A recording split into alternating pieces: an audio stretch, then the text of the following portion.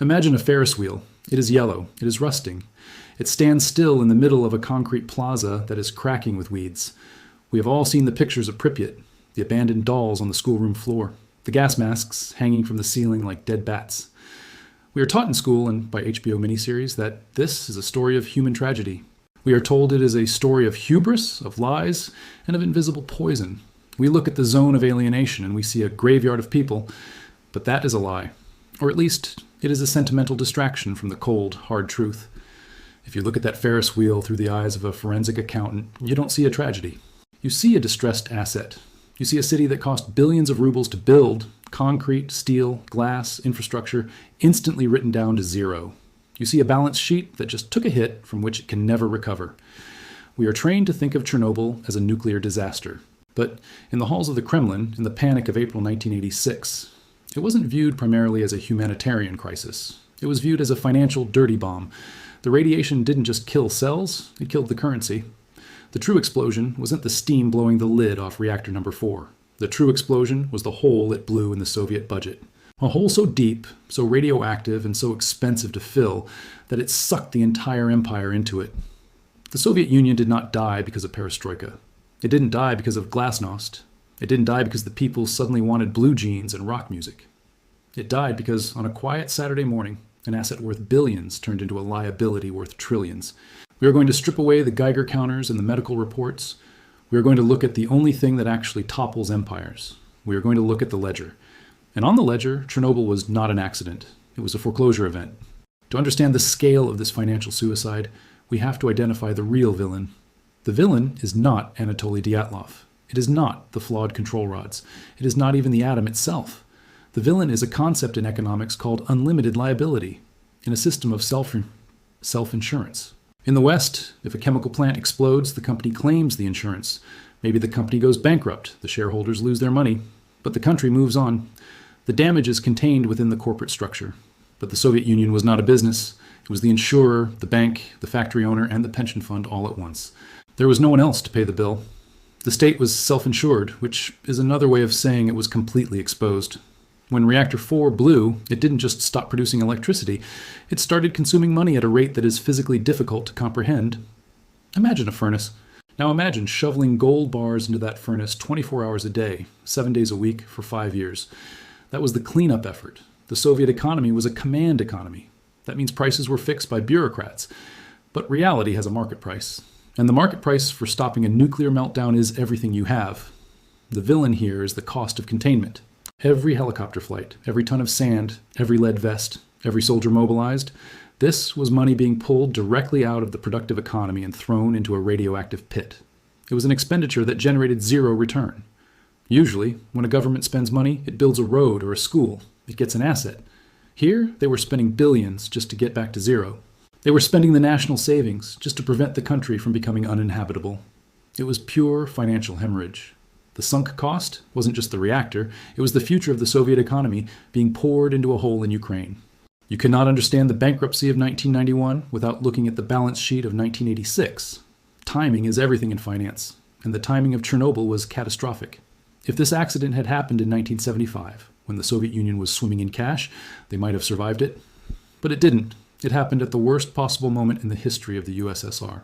The year is 1986. The Soviet Union is already bleeding. They are fighting a war in Afghanistan that is costing billions of rubles a year, a sunk cost trap in the mountains, where they are burning equipment and fuel for no strategic gain.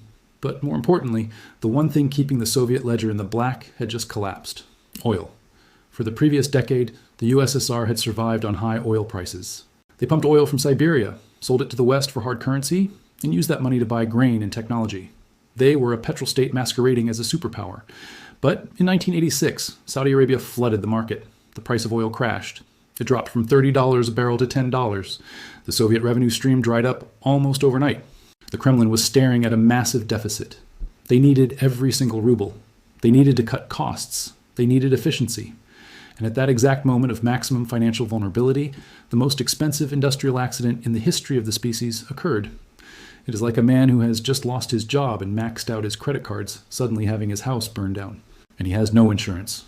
And the fire department is charging him by the minute. The Soviet leadership looked at the budget. They saw the oil revenue vanishing. They saw the Afghan war bills piling up. And then they looked at Ukraine and saw a fire that was demanding billions of rubles a week just to keep it from poisoning the water supply of Kiev. This is the context. The $235 billion figure isn't just a number. It was the straw that didn't just break the camel's back, it pulverized the camel's spine. Let's look at the heist. But in this case, the money wasn't stolen, it was vaporized. The core mechanism of the financial loss was the mobilization of the liquidators. We are told they were heroes, and they were. They were some of the bravest men who ever lived. But to the cold, unfeeling eye of the state ledger, they were assets, biological assets. The Soviet Union mobilized 600,000 men. These were men in the prime of their working lives. Engineers, miners, soldiers, farmers, construction workers. In a healthy economy, these men are producing value. They are building bridges, harvesting wheat, driving trucks, making steel. They are contributing to the gross domestic product. Instead, the state took 600,000 units of labor and sent them to the zone. They sent them to shovel radioactive graphite off a roof. They sent them to wash trees. They sent them to dig tunnels. From an economic standpoint, this is a disaster. You are taking your workforce and turning them into liabilities. Consider the cost, not just the food and the transport and the housing for 600,000 men. Think about the long tail. The Soviet system promised these men pensions. It promised them health care. It promised them early retirement. When you expose 600,000 people to ionizing radiation, you're creating a medical liability that will last for 40 years. By the early 1990s, the cost of paying disability pensions to Chernobyl veterans was consuming a terrifying percentage of the budgets of Ukraine, Belarus, and Russia. The state had effectively taken a high-interest loan out on the health of its own population. They deferred the cost. Go in there, shovel the debris, save the state, and we will take care of you later. Well, later arrived, and the bill was astronomical. The Soviet Union liquidated its human capital to save its physical reputation, and in doing so, it guaranteed it would have no healthy workforce to rebuild the economy when the wall finally fell. The other massive line item on the bill was the construction of the sarcophagus, a massive shelter of steel and concrete designed to seal the reactor. In 1986, the Soviet Union poured more concrete into that one spot in the woods than they used for entire cities. They were throwing thousands of tons of lead, boron, and steel into the reactor core. Where did that lead come from? Where did that steel come from? It wasn't sitting in a warehouse. It was stripped from other industries. Factories across the Union shut down because their raw materials were diverted to Chernobyl. This is the hidden cost, the opportunity cost. The tractor factory in the Urals that couldn't build tractors because the steel went to the sarcophagus. The housing projects in Moscow that were never finished because the cement mixers were sent to Pripyat. The entire Soviet industrial machine was hijacked to fight one fire. The command economy, which was already rigid and inefficient, completely locked up. The concept of first claim meant Chernobyl got everything. If the zone needed trucks, they took trucks from collective farms. If the zone needed robots, they took robots from space research institutes. They cannibalized the healthy parts of the economy to feed the cancer. The supply chains broke. And when supply chains break in a planned economy, you get shortages. You get empty shelves, you get anger. The sarcophagus was a tomb for the reactor, but it was also a tomb for the Soviet 5-year plan. They literally buried the nation's GDP under a layer of concrete and called it a victory. Now we have to look at the lost assets. Chernobyl wasn't just a tragedy, it was a power plant. It was a crown jewel of the Soviet energy grid. It supplied electricity to millions of homes and thousands of factories in the industrial heartland of the USSR. When the station went offline, that energy vanished, but the factories still needed power. So what did the Soviets have to do? They had to burn more fossil fuels. They had to burn the gas and the oil that they should have been exporting for hard currency. Every cubic meter of gas burned to replace the Chernobyl electricity was a cubic meter of gas that couldn't be sold to Germany or France for dollars. They were burning their bank account to keep the lights on. Then there is the land, the Zone of Alienation. 2,600 square kilometers of some of the most fertile farmland in the world. The Black Earth of Ukraine. In a single day, this asset was written down to zero. Actually, less than zero. It became a negative asset because you have to pay to guard it. You have to pay to monitor it. Agriculture was a huge part of the Soviet economy. Suddenly, huge swaths of Belarus and Ukraine were radioactive. You couldn't sell the milk. You couldn't sell the meat. You couldn't harvest the grain, but it was worse than that. The brand was toxic. Radiophobia spread across the world. Nobody wanted Soviet food. Nobody trusted Soviet exports. The Made in USSR label, which was already synonymous with low quality, was now synonymous with poison. The reputational bankruptcy preceded the financial bankruptcy.